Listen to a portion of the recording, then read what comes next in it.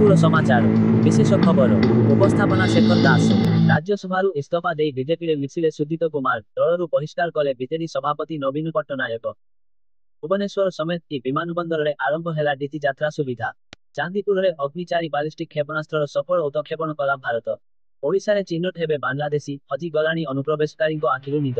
ଇସ୍ ବରିଷ୍ଠ ଛାତ୍ରଛାତ୍ରୀଙ୍କ ଅଧିଷ୍ଠାନ ସମାରୋହ। ଗୁଣାତ୍ମକ ଶିକ୍ଷା ଗ୍ରହଣ ସହ ଭଲ ମଣିଷ ହେବାକୁ ଡକ୍ଟର ଅଚ୍ୟୁତ ସାମନ୍ତଙ୍କ ପରାମର୍ଶ। ଉତ୍ତରପ୍ରଦେଶର ଘଟଣା ଏକାଦଶାହ କାମ ସାରି ଫେରୁଥିବା ବେଳେ ଦୁର୍ଘଟଣା। 15 ମୃତ, ଏକାଧିକ ଆହତ। ଅନୁମୋଦନ ଅପେକ୍ଷାରେ ଅପରାଜିତା ଓ ରାଷ୍ଟ୍ରପତିଙ୍କ ନିକଟକୁ ପଠାଇଲେ ରାଜ୍ୟପାଳ।